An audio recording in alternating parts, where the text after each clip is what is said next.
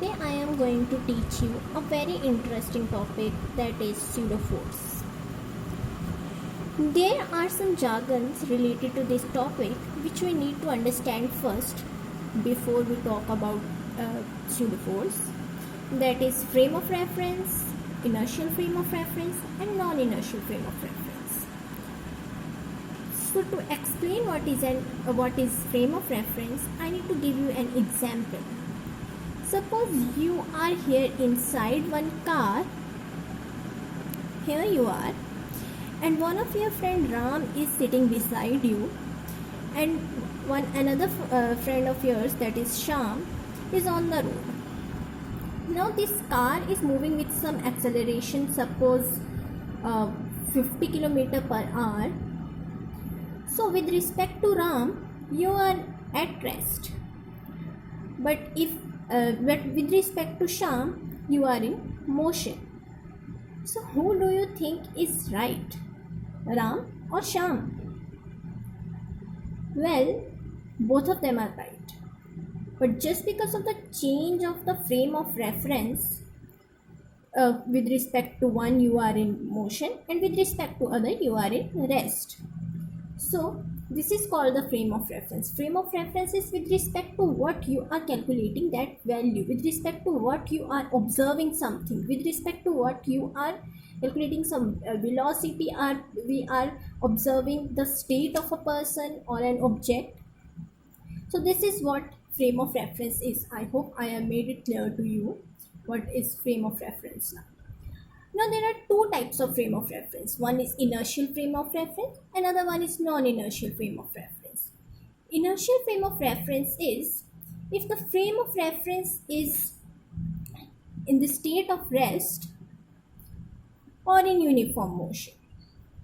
Then we call it as inertial frame of reference. But if the frame of reference is accelerating, then we call it as non-inertial frame of reference. So now, after knowing about this frame of reference, inertial frame of reference and non-inertial frame of reference, let's move to pseudoforce. So what is the need of pseudoforce? Pseudo means false. It is an imaginary force. So why do we need an imaginary force? Why do we need a force which don't even exist? So we need to have motivation for that. So let's talk about it with the help of one example. Suppose we have two blocks, one of mass m1, another one of mass m2.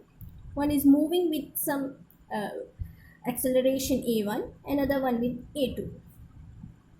So if we take the frame of reference this ground, then the force which is acting on this object 1, that is of mass m1, is m1a1, and the force which is exerting on this object m2 is m2a2.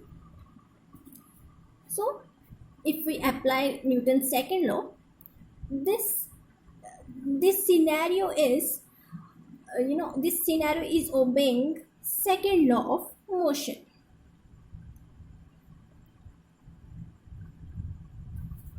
But if we take the frame of reference this object 1, suppose the frame of reference is this object 1, then for this frame of reference object 1 is at rest.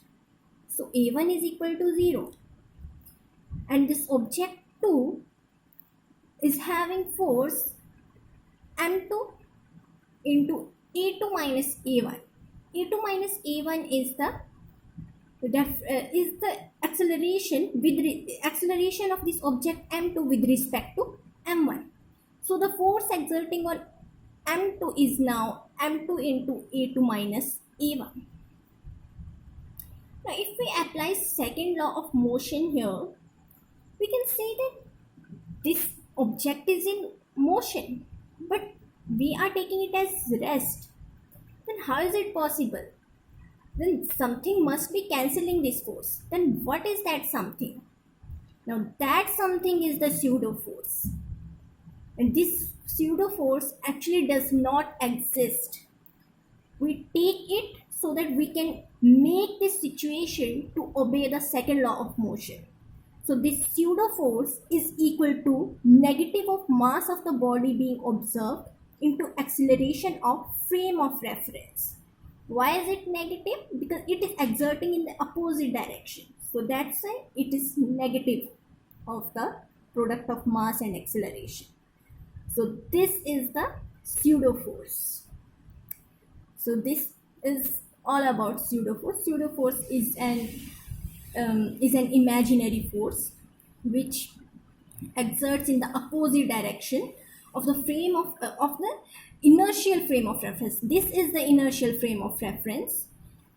So here you can see that why I have taught you that inertial frame of reference. So this was all about this topic, pseudo force.